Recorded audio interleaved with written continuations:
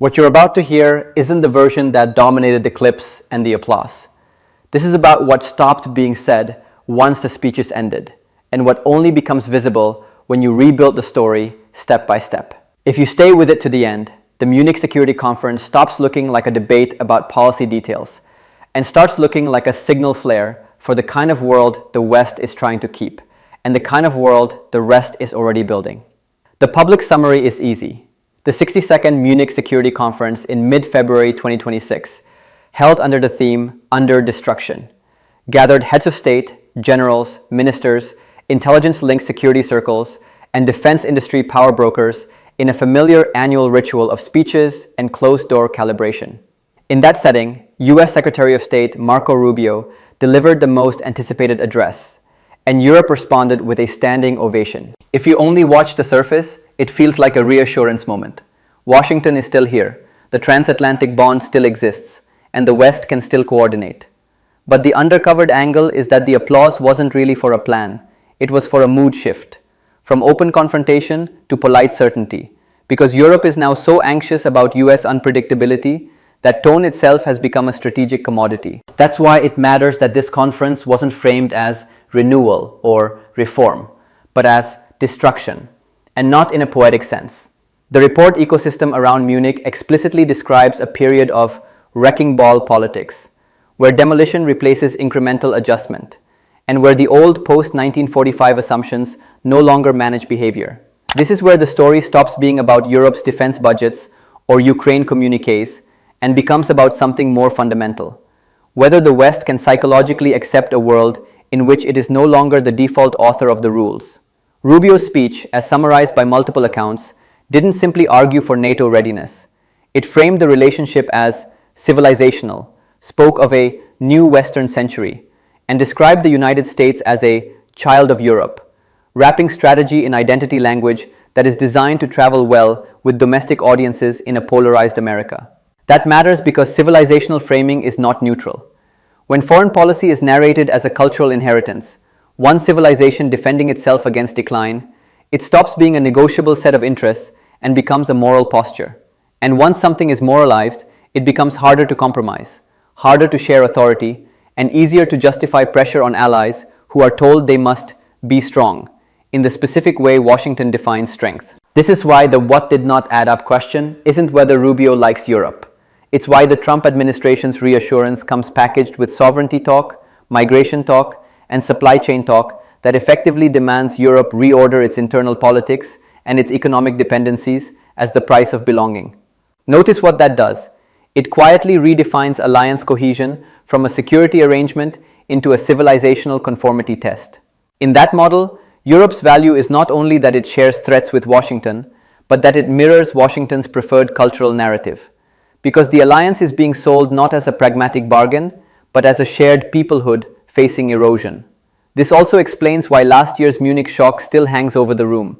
Vice President J.D. Vance's earlier address, widely interpreted as a frontal critique of European liberalism, shifted the center of gravity from external adversaries to internal legitimacy, arguing that the West's primary weakness is cultural fragmentation, elite detachment, and unresolved tensions around sovereignty and migration. Rubio, by contrast, delivered a smoother performance, less scolding, more embrace. But the philosophical underpinnings were not a reset so much as a repackaging. The same diagnosis of post-Cold War delusion, the same insistence that globalization and borderless idealism weaken societies, the same implication that the era of naive integration is over. Europe's standing ovation then can be read less as agreement and more as relief, that the critique arrived in velvet rather than steel. And that relief is itself revealing, because it shows how asymmetric the relationship has become.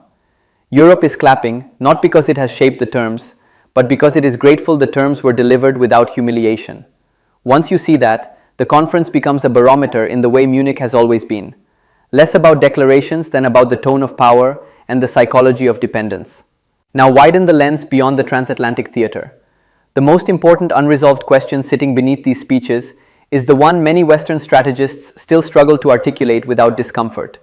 Can multiple successful civilizations thrive side by side without one being forced into the other's image? That question sounds philosophical, but it becomes operational the moment the West stops being able to impose outcomes. And the numbers, even in rough terms, are part of the psychological shock. The populations of North America and Europe together are a minority of the world, yet their institutions, currency systems, standards, and narrative machinery have long behaved as if they represent the universal center. When that center weakens, a predictable reflex appears. Redefine the contest as civilization versus chaos, and redefine rule writing as defense rather than dominance. You can see the incentive structure clearly if you ask who benefits from the civilizational framing Rubio used. It benefits US domestic politics because it turns foreign policy into a cultural story that mobilizes voters. It benefits parts of the defense industrial ecosystem because strength becomes measurable as spending and procurement rather than as diplomacy. It benefits strategic planners focused on China because sovereign supply chains and critical minerals not vulnerable to extortion are easier to sell when the world is divided into moral camps rather than interdependent markets. And it benefits anyone who wants Europe to subordinate regulatory and industrial ambitions to American priorities while still believing it is acting as an equal partner. The overlooked part is what this does to the rest of the world, the large majority of states that do not want to live inside a binary West versus rest frame. Munich itself, through side analyses, acknowledges a growing reality that often gets spoken about politely and then ignored. Middle powers and what is loosely called the Global South are not waiting for Western coherence. They are selecting partnerships, hedging risks, and extracting benefits without buying into civilizational lectures. And they have reasons for skepticism that are not ideological, they are historical. When Western leaders describe earlier centuries with nostalgia, explorers, missionaries, empire builders, they are speaking in a register that, in many regions, is remembered as extraction, forced conversion, and structural humiliation. So when a modern Western leader tells allies not to be shackled by guilt and shame, some audiences hear a request to forget the cost that financed Western ascent. This is where the emperor with no clothes metaphor becomes more than rhetoric. In many capitals across Africa, Asia, and Latin America, Western claims of virtue are evaluated against a pattern of selective enforcement. And nothing illustrates selective enforcement more sharply than the collapse of the idea that rules apply equally when great powers decide otherwise. In early January 2026, President Trump publicly announced a US military operation that ended with the capture and arrest of Venezuela's leader, Nicolás Maduro, who was transferred to the United States to face charges, an event that immediately raised international law questions and global reactions. Whatever one thinks of Maduro, the broader signal is unmistakable.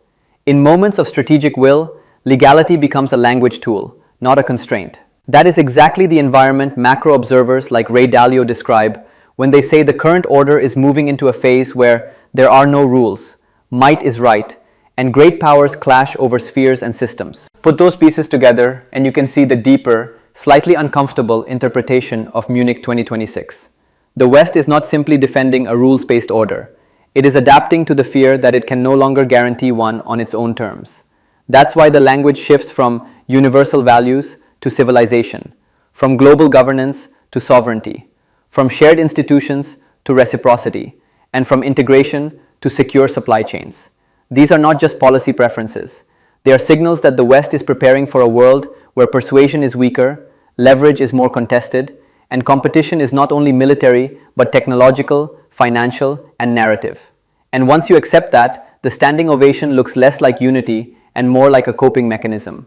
Europe applauding the promise of partnership because it is terrified of abandonment, even while the partnership is being redefined in a way that reduces Europe's room to maneuver.